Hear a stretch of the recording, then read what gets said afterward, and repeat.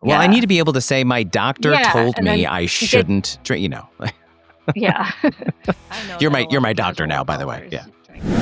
I mean, the worst fairway hit percentage in the LPGA is better than the best fairway hit percentage. Oh, no kidding. Well, yeah, I could have made that up, but it sounds great.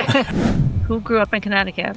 I did. So I grew up in Connecticut. I grew up in Connecticut also. This is awesome. I can sign out right now. I mean, we just want to make this the Connecticut edition. Yeah. Constitution State, baby. Yep. There we go. Yeah. We're back. Welcome everyone back to the Bogey Ball Society. Matt, how you doing, man? I'm doing pretty good. A couple of bad rounds since we last talked, but I'm going to shake it off. It's no problem.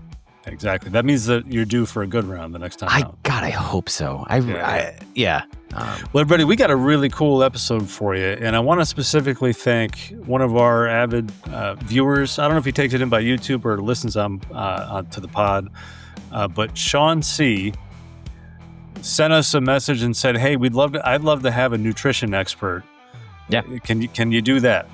So Sean C., we found the Siobhan Donofrio. She's the official nutrition consultant of the LPGA, and she's about to hit you with about 40 to 45 minutes of some knowledge on how you can perform better on the course if you just do some basic, simple things with your diet and nutrition. Over the course of your week, and certainly pre-round and during the round. It was an awesome episode.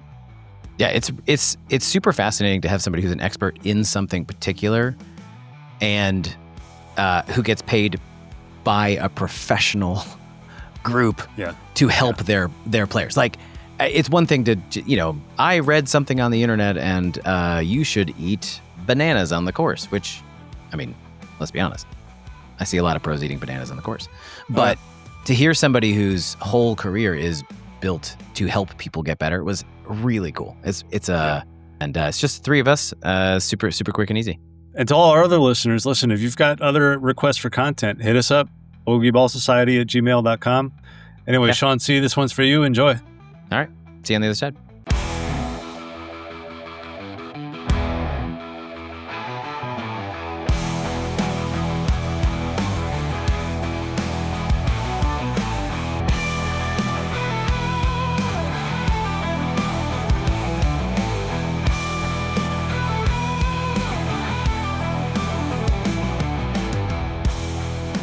All right. Well, welcome to the Bogey Ball Society podcast.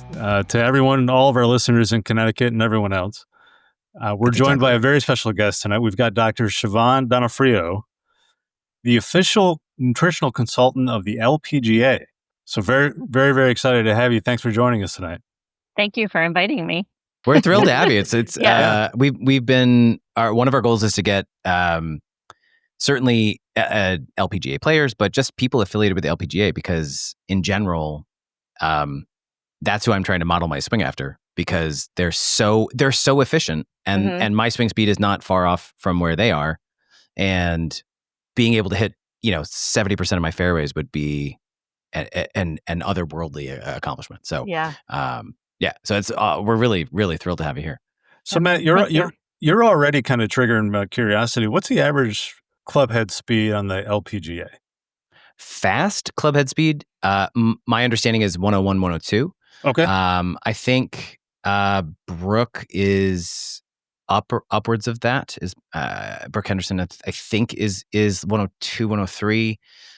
Nelly can get up to 102 when she goes after it, but I think the average is high 90s. I'd have to actually look up the actual average, but but their fairways hit is, the worst fairway hit percentage in the LPGA is better than the best fairway hit percentage. Oh, no kidding.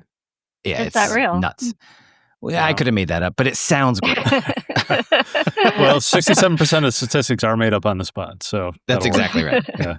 60% of the time, it works every time. That doesn't make sense. So Siobhan, can you tell us about yourself? How did you become the official nutritional consultant of the LPGA? Yeah, so I started learning about nutrition. It was a midlife career change for me. Just to back up a little bit, I grew up in Connecticut. I went to Yale University and had majored in economics and political science. I worked in publishing, and I work in the tech industry in an organizational design group for a while. And then I ended up decided to stay home with my 3 kids for about 10 years. During that time, we made a big move from the West Coast to the East Coast, and I always knew I was gonna go back to work. And I have always had a passion for nutrition and health and wellness, so I thought it Okay. was a good spot for me. While I was at Yale, swam on the swim team there, so I was on the varsity swim team at Yale for 4 years, and I always was interested in what I was supposed to be eating, but we had no education or knowledge Mhm. about what we were supposed to be eating back then. So if we had we thought could just have a plate of pasta before Yeah. a meet and then stop at McDonald's on the way home on the bus ride home, Yeah. and that Sure. was it. Yeah. So anyway, so I was really excited to learn about what proper fueling for athletics would be. Yeah. And when I was studying nutrition, I knew I wanted to go and work with athletes. Cool. So that's why I Wow. started with that. I just love the motivation and the drive and the commitment that high level athletes have, and just working with people who are driven like that is just really exciting, and it spills over into other areas of their performance preparation. No, Well, I'm you sure. mentioned Yeah. all the lack of information out there. There's still plenty of misinformation out there too, and, Mhm. and we'll definitely get into that. But I guess the first thing I'd like to understand is, can you? So you're the official nutritional consultant of the LPGA. What does that mean in the day in and day out? Yeah. Do you have players coming to you, and you are personally working with each one, or how does that go?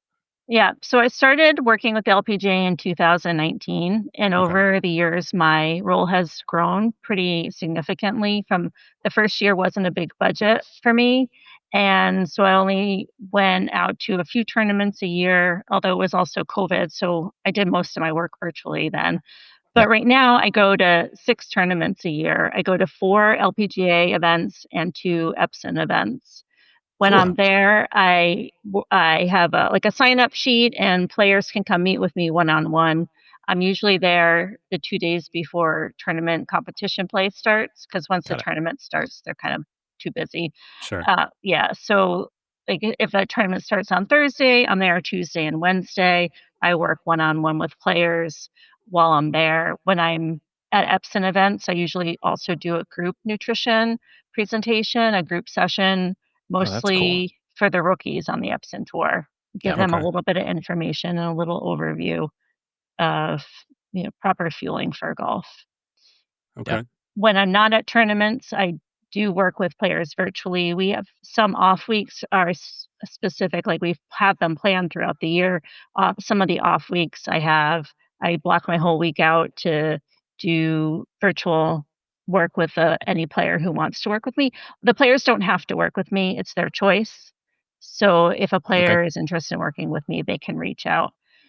I also do review all the menus for the tournaments. So at each tournament, the players always get Oh. breakfast, lunch, afternoon snacks, like snacks in the locker room, snacks on the course.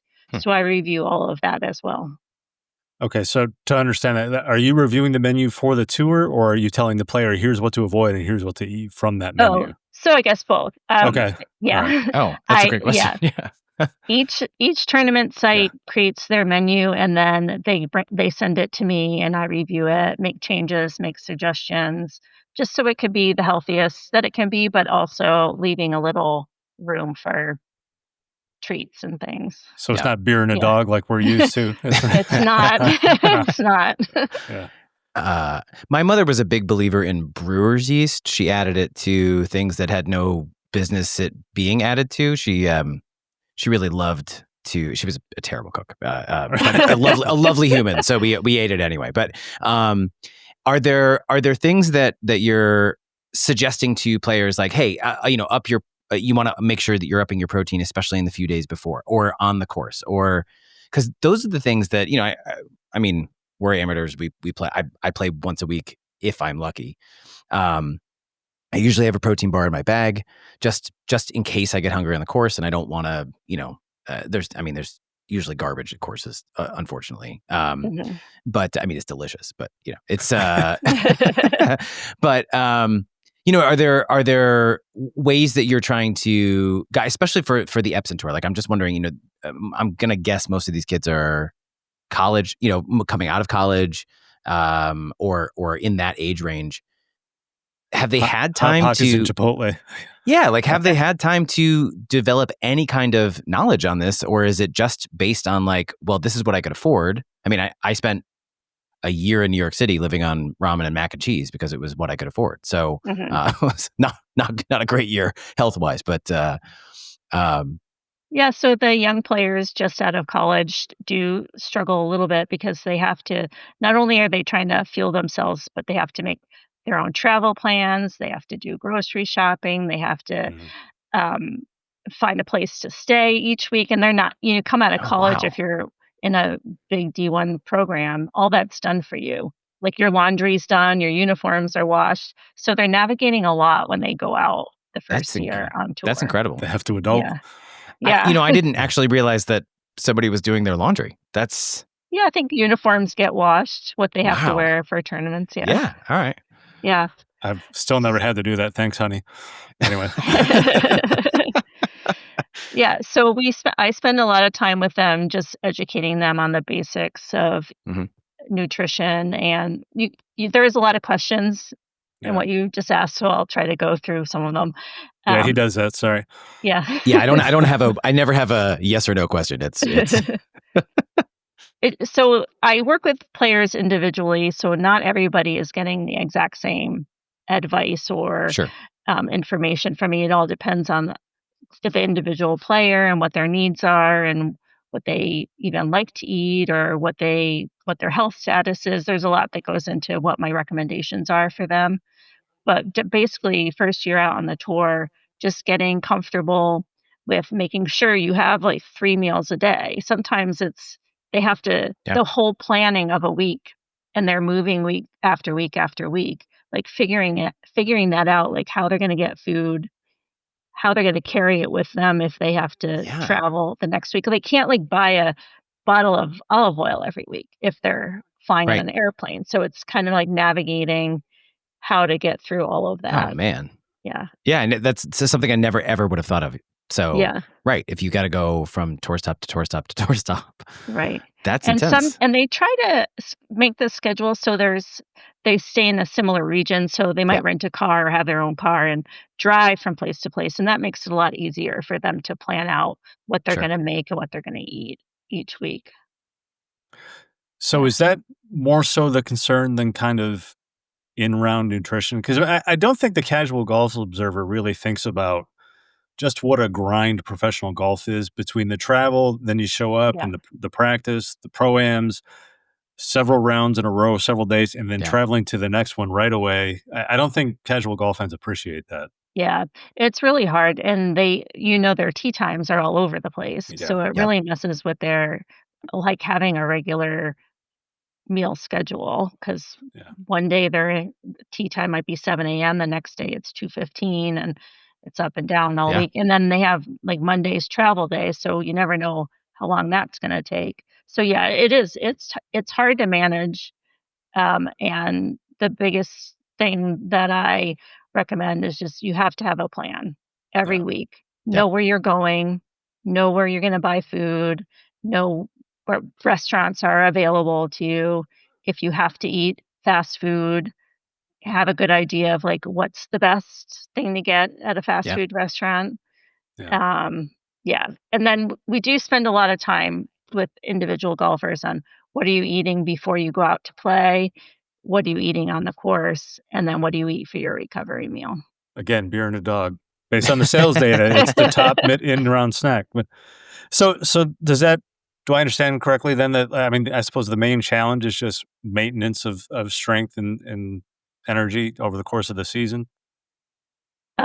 Yeah, definitely. And I guess one of the biggest issues that I run into with the players is keeping like their energy and their focus on the course through 18 holes for 4 Unbelievable. days in a row, Yeah. week after week after week. And we spend a lot of time on like, what is your plan when you're out on the course? How often are you eating? What are you going to eat? You need plenty of protein to help, keep you full and sustain your energy, but you need carbohydrates to just keep fueling you through the entire round and making sure a lot of what happens is there's not a lot of players just aren't eating enough. And so around hole 13, 14, their focus starts to fade. They're not feeling great. Their play is worse. And it's, they haven't eaten enough, or they forgot to eat, or they forgot to drink water, or maybe they had like their breakfast 3 hours before tea time. And so by the time they get to the second hole, it's already been 4 hours since you have eaten anything. So just keeping track of a steady input of fuel and hydration, and making sure that it's enough food and a right balance of protein sources and carb sources. Do you have any just like go-tos? Yeah, just keep this in your bag. Like, I mean, beef jerky is obviously salty, but it's super protein, and you can keep it in the bag kind of forever. It lasts. It's already dried. It's not going to really go bad. Yeah, it's hard when it's hot. Beef jerky, trail mix, protein bars, nuts, any kind of fruit. If you're a lot of players, their favorite thing to bring out with them is some sort of peanut butter sandwich. Oh, yeah. Peanut butter and jelly, peanut butter and banana. It really helps around the turn, at the turn. It's a really good, easy to digest, not too heavy. And you get carbs and protein and all of those things at the same time. So, at every tournament, we have a peanut butter and jelly station so they can make their own sandwiches. Oh, my kid's going to hear this and say, see, Uncrustables are good, Dad. Yeah, exactly. Yeah. Oh, that's great. That's actually, I've actually never thought of that as an option. Especially when if you're playing through lunchtime and you're basically missing a meal. So I try to encourage them to bring out something that's more substantial. So it's like by the time you finish your round, you felt like you might have had a little lunch. Right. And not just snack after snack after snack. So even like a turkey wrap or something like that. Some players even bring out whole Tupperware food. Knife, fork, napkin. Right. Yeah, exactly. Well, those bags are huge. You can fit a lot in there, Sweet potatoes have become pretty popular out there too. Really? So is that right? Nice source of carb. It's but in give you a little what extra form? nutrients. Sweet potato so fries? I think I can say this because I wrote an article about Marina Alex. We did a day in the life with her, and she basically just bakes a sweet potato, takes the whole thing out with her. Oh, no kidding. Yeah. Oh, I'm in. Others I'm a huge cut fan. it up a little, but it's been popular lately. I've been hearing that more. That's cool. All right, so let me understand that. As far as the total of the 18-hole round, are you trying to get a mix of carbs and protein, or is it carbs at the beginning, protein towards the end, or is it based on the individual? How do you kind of prescribe that? Yeah, it's based on the individual, but more or less you want to keep a balance of protein and carbs to keep your blood sugar levels pretty steady. You don't want to have a lot of carbs at the beginning and then your blood sugar spikes and then you have a big drop. Having them together really helps stabilize your blood sugar. And some players are really sensitive to it. They know 1 hole, 2 holes after they eat something that wasn't a good idea. So wow. Yeah, and save the little the real light carbs or more sugary things for the last couple holes when you need that extra boost. Okay. And those activate faster in general, right? So right. Yeah, but they don't last very long. They don't last as long. Yeah. Right? This is awesome. It's based too on what time did you eat your meal? What's your tea time? Yeah. What time did you eat dinner last night? It's all a whole scheduled system. Yeah. Well, and especially too, with the weather, I'm assuming that's got to have something to do with it. Because I know, so I'm in Southern California, and when it's hot, my appetite goes away, and I'm not interested in eating, even if I know, I should probably eat something, because then, you said hole 13, that's been the joke amongst my buddies that I play with, is that we're at hole 13. What's going to happen? Because I'll play well on 9 or 10, 11, 12. And then all of a sudden it's I can't get the ball in the fairway, and I'm losing focus. And one time I almost passed out because I hadn't eaten anything. Yeah. And then I had no appetite because it was so hot. So and I'm obviously not in peak physical Hayes will be able to tell you. But as somebody who, I was really trying to lose weight over the last year. And so I was really limiting my intake. And so I always looked at the Friday, that's my golf day, as like a chance to, get a ton of steps in and really burn some great calories. And I was looking at it like, oh, if I skip a meal, that's probably not going to hurt me. But it definitely hurt my game. Like, it's so funny that like I had this idea of I'll be able to, power through. It's 18 holes. It's not that big a deal. It's 4.5 hours or 5 hours if it's at the most. And then, I would just peter out. Like, it's crazy. So yeah. Well, it's been so hot all over the country this year. Like every tournament's been really, really hot. And so important to show up at the course well hydrated and well fueled. Because yes, if you're out there and you don't feel like eating, at least you've had like a good meal the night before, a good meal that morning. You show up hydrated. Like, don't wait till you get to the course to start hydrating. I had a player this summer who was traveling. I think she traveled from California to the South. So on a Monday. So she had like a really long travel day. She had travel delays. She was crossing 2 time zones. And I don't know, she didn't play in the Pro-Am. She's not well hydrated or well fueled from the previous tournament that she had just finished. So she goes in on Thursday and she's playing terribly. She gets to the 9th hole. She's like, I don't know if I can continue. And I feel so bad. I feel faint. I don't know if I should keep going. And so at the 9th, I wasn't there. She told me this. She met with me afterwards. She ran into the locker room, grabbed 2. She's like, finally, like figured it out. It clicked.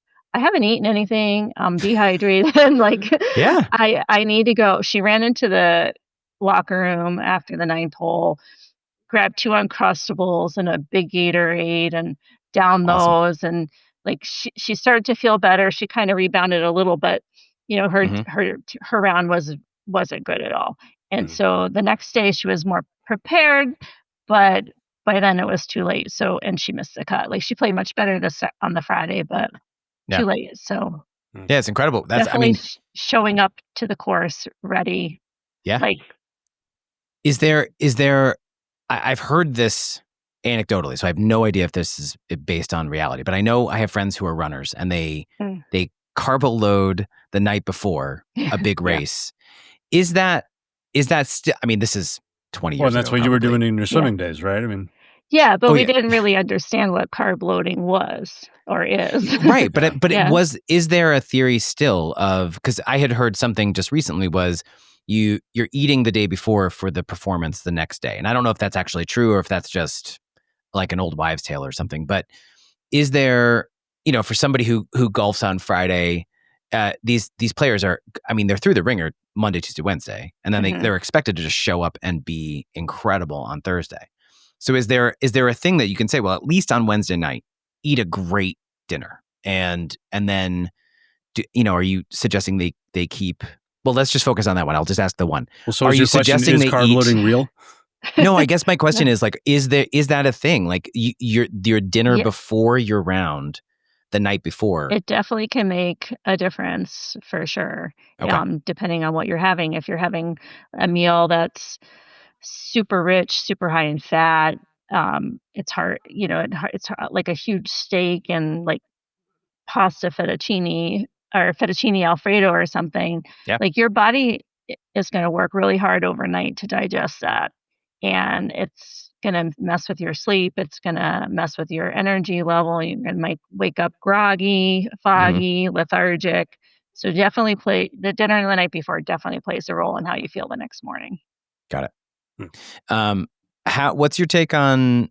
'Cause I've been bringing like liquid IV with me on the course because it's so hot and it's just, and I'm walking most rounds, so it's definitely like I'm sweating a bunch. But how important does that play? I know electrolytes are they're marketed as the cure all of hydration, but on course, is it mostly water and then some Gatorade? Is it mostly electrolytes and then some water? Is it equal parts? How does that work? Yeah, it's also individual based on the player and how much they sweat and how salty their sweat is. So, Oh, some players sweat or just and the general population. Like there's people who sweat a lot more than other people. So yeah. players who know like I sweat a lot on the course and I know my sweat's pretty salty. So they would be drinking more electrolyte mixes and Hmm. more high sodium electrolyte mixes to replace all the sodium that's lost in their sweat. Okay. During these hot months, though, I think that they're all doing some combination of plain water and electrolyte packets. Yeah. Whichever one is their favorite choice. Okay. Yeah. So those first tee times at the beginning of the tournament, I have to imagine there's some coffee drinkers on the tour. I mean, how do you feel about caffeine consumption prior Yeah. to a round? Because Yeah, I I mean, think I'm that playing dew sweeper rounds, and I gotta have it. You know what I mean? yeah. I think that a lot of the golfers have maybe 1 cup of coffee in the morning, Okay. but they're not taking Celsius out on the course and Yeah. drinking through a round. But Yeah. yeah, a little coffee or a little Celsius, whatever your caffeine choice is in the morning before you go out. A lot of them just like that, just to wake up their mind, wake up their brain, give them a little pep, but not too much pep. So essentially, like a 'Cause maintenance dose that you won't crash from. That's kind of yeah, right. yeah. Right. How do you feel about pre-workout followed by 6 or 7 cups of coffee? Easy. Let's not make it Sounds personal. like a great idea. Okay. Well, speaking of other things on the course, so as we'll segue away from pros because I'm guessing they're not drinking a lot on the course. Alcohol. Except on I have played with some friends. I'm not a huge drinker on the course. Every time I do, I play terribly, and it's just I've learned that lesson. It doesn't help me. It doesn't help me in any way. Yeah. I'm already a chatty Kathy anyway. I don't really need the social lubrication. So, is there other than the dehydration aspect of alcohol? Is there another reason not to drink it from a health perspective on the course in the sun? Like, is there anything other than? And it sounds like a funny question, but there are players who are like, oh, I need some swing oil, or I need something to, like they're nervous and they want to calm down a little birdie bit. juice. There's so many euphemisms for it. Yeah. But can you think of a reason why it would be helpful? I don't know. I don't think so. Yeah. Okay, good. I think it would just mess with your ability to hit the ball, to focus. Well, I need to be able to say my doctor told and me then I shouldn't drink. Yeah, I know You're that a lot my of doctor casual now, by the way. golfers Yeah. drink on the course, but I don't recommend it. I recommend waiting until you're done playing, have a meal, have a drink then, and Yeah. Okay, so you just touched on that. So after the round, mm, what are you recommending? I know it's going to be an individual thing, but as a general rule, are you recommending that most people? I mean, that's a long round. It's a long. They're walking. They're expending a ton of energy. Are they going and refueling right away? Is it like, well, you had basically a lunch on the course, so just wait till dinner? Is there so a it depends rule of on thumb? it depends on their tee time. The morning tee time players will come right in after they finish a round, eat lunch, then go back out and practice some more. I don't know if you know, like they're there all day. They, they warm up and practice before they go out. They play their 18 holes. They go back on the putting green or the driving range and practice some more. It's like, it's just need to go rest sometimes. Yeah. But yeah, so if their morning tee times, they'll come in for lunch and go back out. Afternoon tee times, depending on when they finish, they might just leave and go get dinner. They might just come in and get a snack. Sometimes at tournaments we have grab and go, like sandwiches or bowls. So if they're coming in after lunchtime, they can grab something. But I recommend eating as soon as you can after you're done playing to replenish as quickly as you can and have a good, well-rounded meal with like plenty of protein and plenty of lean protein, plenty of grains or carbs and vegetables, and just a classic all-around healthy like refill. a chicken Caesar salad is maybe Not maybe the best idea. Well, it's lean protein and it's vegetables, and then Yes, it's it is. smothered But it's in. probably not going to replenish all that was burnt off while you played. No, 18 of rounds. course, yeah. Yeah. Well, we're kind of getting to something I wanted to ask you about. So the professional tours have access to someone like you. Mhm. A lot of our listeners, middle-aged, Matt and I, we do not have access to a nutritional consultant, but we do have the internet. So, and I didn't even give you a heads up about this, but for example, for about 6 months plus, and I just got off of it, but I actually did the carnivore diet, right? Because the internet tells me what a great idea is. And there are a lot of trendy diets like that with carb-restricted diets, things of that nature.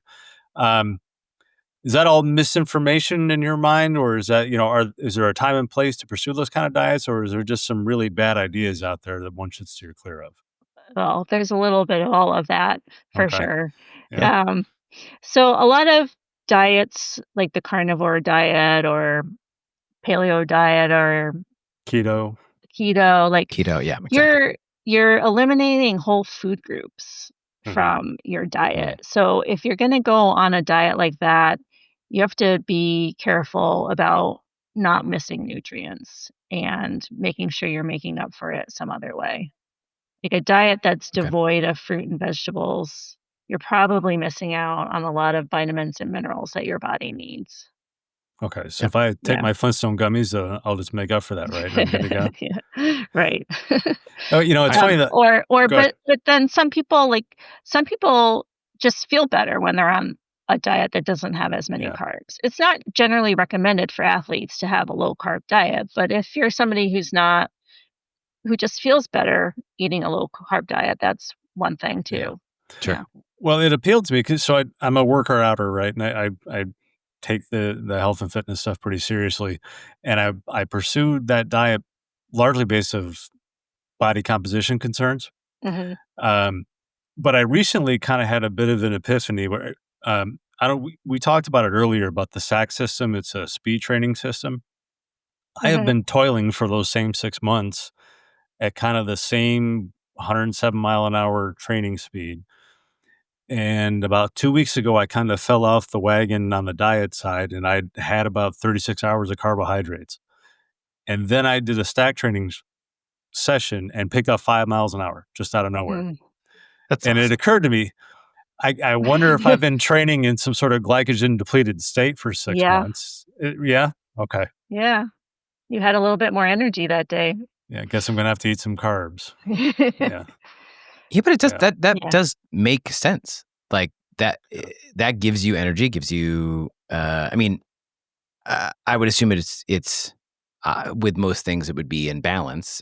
And if you're overdoing on one, then you're underdoing on the other. But well, if you get deep into the carnivore thing, the sales pitch is, well, if you eliminate carbs, you're teaching your body to live off of ketones and fat as fuel. And there's validity to it. I mean, I literally went for a long time without any carbs, and I never once it's not like I keeled over or shut down. Yeah, it's hard for most people can't sustain that for very long. Yeah. So well, I really like bacon, butter, and beef, so it was worked for you. Sustainable. And how did it influence your body composition? I definitely leaned down. I lost about 10 pounds total, and I wasn't, no, I was certainly not out of shape, but I got in better shape, as a result of it. So yeah. But when I saw those club head speed gains, I'm like, oh, I'm going to start eating fruit again. That's something, yeah. Yeah. I just started. I was in Costco and I got sold. One of the people that are just there giving you samples or whatever, and there was a guy at an end cap with a green juice, like a powder supplement, take in the morning. And I've tried this 1 or 2 times. And I tried this. I honestly can't even remember the name of it. It's not actually super important, but I'm stunned at how it's kind of delicious, and B, I find that it's I want to say it might be 100 calories. I don't even think it's that many. I think it's less than that. But it's just, I feel so energized. I take it in the morning. I drink it before I drink a cup of coffee. I drink it, and then I've been going like all morning with just that as this like, I feel great. And it could be placebo 100%. Like it's totally possible. My wife had one, was she was just like, nope, not for me. Like she did not enjoy the taste or the experience of it. But as far as supplements go, because that's sort of what I'm thinking of it as, is it's tons of greens. And I know I don't have enough leafy green vegetables in my diet just in general. I mean, we eat pretty well, but also that's just something that's just, I got 2 kids that are, one of them eats broccoli and one of them doesn't. And it's a constant battle of, which one's going to be happy tonight. As far as supplements go, are there things that you are 100% behind? Are there things that is it still individual? Like, are you saying, everybody should be taking a multivitamin, or everybody should be upping their greens intake, or creatine, right? Obviously, yeah. Yeah, it's all over the place. It definitely does depend on the athlete and where they're at. And I mean, anytime somebody has a deficiency, for sure, you should be supplementing. Like a lot of people have vitamin D deficiency or iron deficiency, and like for sure, you should be supplementing for that. A lot of supplement use revolves around whey protein, creatine. During the off season, especially when they're trying to go back to the gym, trying to increase their strength and their power, and then doing like maintenance. A lot of them do try to work out while they're on tour, but it's hard to get as many workouts in. So just, having extra protein in the form of whey powder or pea powder, so whatever it is that they like, is always a good idea if they feel they're not getting enough protein through food alone. The greens like that you were talking about, Matt, like athletic greens are it's very similar to that. It's not, so like it's not AG1, but it's similar. Yeah. So sometimes, when maybe even when you're traveling for vacation, it's hard to get in vegetables at restaurants, right? And when they do have vegetables, sometimes, they don't taste very good. Sometimes they're just not soaked in butter, cooked well, or too fatty, and or you're just eating salad all the time. So sometimes I recommend, if you think you're not going to get enough vegetables in that week because you're traveling to a place you don't like the cuisine, or you are in a remote area where there aren't a lot of restaurants, then supplementing with something like that is 100% acceptable. Cool. Yeah. All right. So I mentioned internet misinformation. One of the things that I keep hearing it's popping up in my feed is vegetables and defense mechanisms and inherent oxalates in vegetables. And, vegetables are actually not good for you. Misinformation? Yeah. Okay. Thank goodness. I'm not actually sure I've heard that one. Oh, no? You got to get it right on my Facebook I honestly feed. thought you were. You brought that up one time. You said vegetables are trying to kill me, and I thought you were kidding because you were on the carnivore diet. I didn't realize that's an actual theory. There's an entire documentary out right now on Amazon Prime. I think it's called Carnivore Animal. It's based on the carnivore diet, and there's several MDs that are convinced that vegetables are inherently bad for you, full of toxins and oxalates, and they're trying to kill you. All right. Yeah. Toxins from pesticides, or what is their no, theory? like naturally occurring toxins is their theory, but theory. Well, I haven't seen that documentary, so I'll reserve judgment until I see it. Yeah, that's a good. Well, what else is out there? Are there any other? How do I want to say this? Are there any other kind of snake oil or misinformation things that you keep hearing? And like, what are we doing here, folks? That's crazy. No, there's a lot of talk about intermittent fasting and whether that's helpful or not. Definitely not something I recommend for athletes because they need the fuel, and like Matt, when you went out to the course and you thought, oh, I won't eat, I'll be fine. You saw that you weren't. But there is some research around intermittent fasting that says it could be beneficial for weight loss, improving cardiovascular issues, for anti-inflammatory. So, and again, it depends on the person. For some people it works, and others it doesn't work very well. The thing that I tried intermittent fasting a year ago. It's actually you'll understand why I'm laughing in a second. The thing I enjoyed about it was the idea of I already it's not that unlike what most people are already doing. Most people have dinner, let's say at 6 o'clock, and then they have breakfast, let's say maybe 12 hours later. So it's just eliminating those meals in between. And if you, depending upon what you're looking to do, there can be recommendations of 12, 14, 16, 18, depending upon what that fasting hour is, or period. Yeah. And for me, I was trying to do 18 hours off to give my body the time off, and then 6 hours. I was so hungry by the time that hour kicked around that then I ate so much more. I gained 10 pounds. 5,000 calories. I gained 10 pounds in 3 months, and I was so upset, like genuinely sad, because I thought I had finally found something that made sense to me. And my body was just like, this is not working. I ate for 6 hours straight. Like, if that was the problem, I was so hungry for those 6 hours that it was not a good match. It was like, I would fugue eat. I would be just like, I have 15 minutes on my break. I'm just going to shove a sleeve of crackers and a wheel of cheese. A tub of ice cream. Yeah, I can eat. It was not ideal for me. Yeah.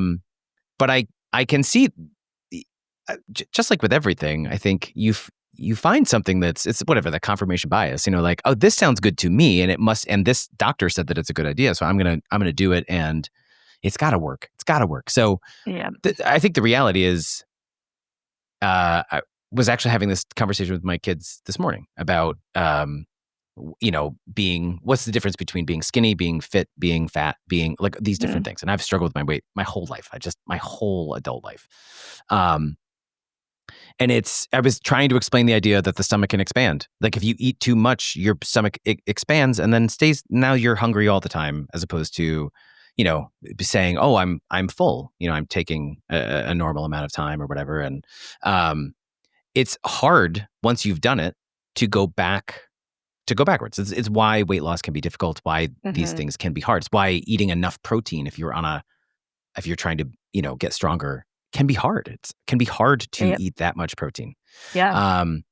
Are there, when you work with somebody individually, I guess this is I love that the LPGA is offering your services to the players. It's so incredible. It's such an awesome initiative, because I think most people just don't think about food in a way that is, how can this benefit me, as opposed to, I'm hungry, I'm going to eat something.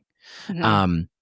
I mean, you mentioned fast food. What is the best fast food meal how do you navigate that if you're traveling and you're in an airport and your only options are Chick-fil-A, McDonald's, some crappy sandwich that was made 8 hours earlier? Like, how do you navigate that? Yeah.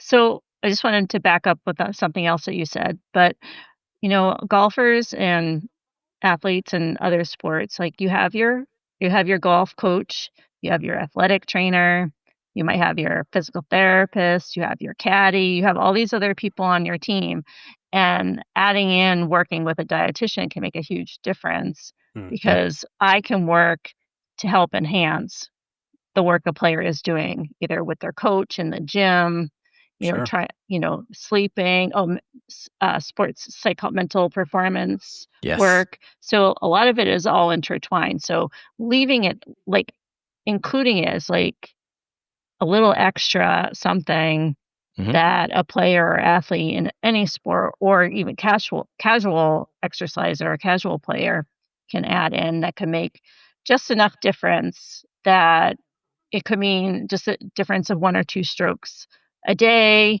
or the difference between making a cut or not making a cut, or having enough energy like for a playoff hole, or it's just like, just that little extra bit can make, like, focusing on that can make such a difference. 100%. And also when their livelihood is literally on the line. Yep. That cut their line, body is their job. Yeah. That cut line is whether I get paid or not. Yep. Right. That's a huge thing. So if you're going from missing a bunch of cuts to making a bunch of cuts, you've just made your life a lot more convenient, or easier, or better, or something. Right. Okay. But then what is the best fast food? Fast food. I think the key is, when you're in an airport, or you're just like driving home from the course and you're too hungry to have time to cook or do anything else. Like, at least if you're going to go to fast food, look for simple changes like a grilled sandwich instead of a Mhm. fried chicken sandwich, or making sure that you're, instead of fries, you get whatever else their other side is. Maybe it's or Apples at or Chick-fil-A, like the yeah. chicken soup, or Yeah. a salad, or the fruit cup, or just like trying to make the best choices out of not so good choices. Yeah. That's great. Yeah. Okay. Well, Siobhan, this has been fantastic. I did want to ask you too. The LPGA is not the extent of your golf, the golf space that you're in, right? Do I understand right? You're now going to be involved with PGA Hope. I am going to be involved with PGA Hope Oh, that's so through great. New England PGA. The New England PGA has 22 PGA Hope programs in New England, and they're trying to kind of boost their offerings and see how it goes with the veterans and how they like to have a little extra besides just golf instruction.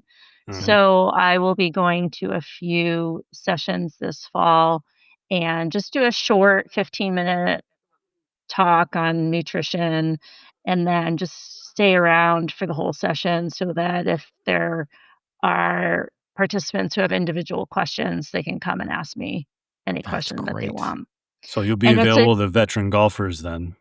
And that's correct. fantastic. Yeah, and if anybody's listening, we have a 400 veteran wait list for New England PGA Whoa. Hope programs. So Wow. they are looking for more LPGA and PGA pros to come and help out because they have to keep the numbers. The ratio is pretty low, maybe 6 Yeah. players to 1 pro. So we have there's a huge wait list of 400 people. Okay. So That's great to know. yeah, if anybody's that's listening and wants to help out, yeah. to reach out to the New And England then PGA. where would they go if is it just pgahope.com? Is it to volunteer or to help or to If in New England, you would just go, if you're in New England, just the New England PGA.com. It's nepga.com. Great. And you'll be able to find it. That's Or great. just I'll Google link that in the- PGA Hope and you'll Yeah. find it if you're Well, not in New England. And Matt, we can put that in the show notes of this. Yeah, one, for can't we? sure. That's it's fantastic. That's such an Yeah. incredible initiative as well. But Yeah. Yeah. So they've also had they've added in a physical therapist who's been going and just also talking about just doing same 15-minute sessions, talking about stretching, warm up, exercises and things like that. love it. Yeah. Siobhan, this has been awesome. So I got to imagine this is you've given a ton of information, but this is probably going to whet the appetite of folks that kind of want to follow along. How do folks kind of stay plugged in with you and follow you? You can check out my website, which is befitnutrit.com. You can sign up for my email list. You can send me emails through the website. You can find me on Instagram at befitnutrit. Great. Those are probably the 2 best ways to get in touch with me. Perfect. And I do work with people all over the country virtually. So if you're in Massachusetts, I take insurance. If you're out of Massachusetts, it's self-pay, but I do work virtually with people reach out to me all the time from all Amazing. different states. Oh, that's incredible. Okay. Yeah. And Siobhan, do I understand correctly? Yeah. I think my last question, were your first podcast appearance correct? That's correct. Okay, so that means by default will always be your favorite. That's right. Okay. That's exactly right. There you go. All right. Yeah. I'll put that in the show notes too. It's your favorite. I also work with junior golfers in Massachusetts. Oh, great. I think I might have told you about that when we talked. You did. I work with Team Massachusetts, who is one of the first state teams for the USNDP program, the U.S. National Development Program through the USGA. That's so cool. Yeah, it's really fun. That's really great. What's the age range there? Is that like 6 and up or 13 and up? Okay, 13 and 18. 13 and 18. Awesome. Yeah. That's really cool. So fantastic. Siobhan, thanks so much for spending your time with us. Hope you enjoyed yourself. Thank we you. certainly got a lot out of this. Yeah, thank you so much. I really, really appreciate your time. It's awesome to meet you. Thank you. Thanks. All right. Keep in touch. Absolutely. Thanks. Yep. Take care, everybody.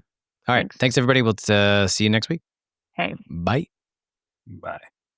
Matt, what'd you think? I've got some changes to make, but no, I Don't honestly, we all? But my favorite thing about it is that it's so much common sense. It's so much like, yeah, you can't not eat for 6 hours or 8 hours, which is often what I do when I'm playing. And then I wonder why I'm flagging at the end of the round. Yeah. Like a big bottle of electrolytes is not going to be enough to keep your energy level up. So, I really, really enjoyed that a lot. And I thought she was very, very nice too, not to tell me what an idiot I was on the whole. She was so nice to not tell you you're an idiot. Yeah, exactly. You know, She's like, patently obvious. vegetables aren't going to kill you. It's not a plot. It's not a plot against haste. Maybe you should eat something besides meat. Yeah. Yeah. I mean, you eat butter. You know, that counts. Thank you. Exactly. Yeah, exactly. It's got its own little section of the pyramid, I think, somewhere. Absolutely. Right. Yeah. It's the tiniest one at the top. So, right. Yeah. No, she's awesome. And what I love too is that, like, if you have questions, you can actually reach out. Like she's got an email that you could send her questions and say like, hey, what about this? Or what about this? It's rare that somebody's accessible and really good at what they do. So, and the other thing that I think is cool about the content she shared with us, and we talked about it towards the end. I mean, her expertise can be the difference in a cut line, in a paycheck, in a playoff win. But for us, it's the same thing. Like, if you're trying to break, I mean, I would love to shoot an even par or a lower round this season. Same. How hydrated I am and do I actually have any energy on the 17th, 18th hole?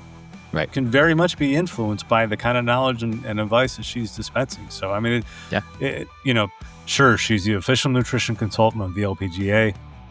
Certainly advice and information that can help amateurs like us.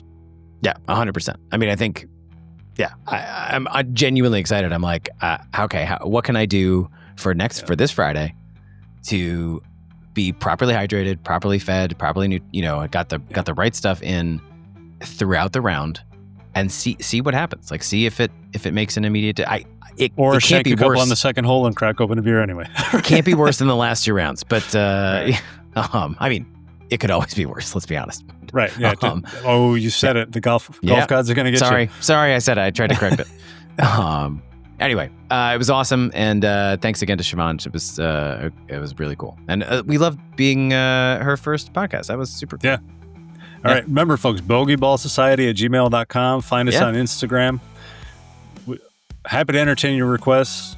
Happy to answer your questions, answer your comments. So, fire away. Thanks for listening. All right, guys. See ya. See ya.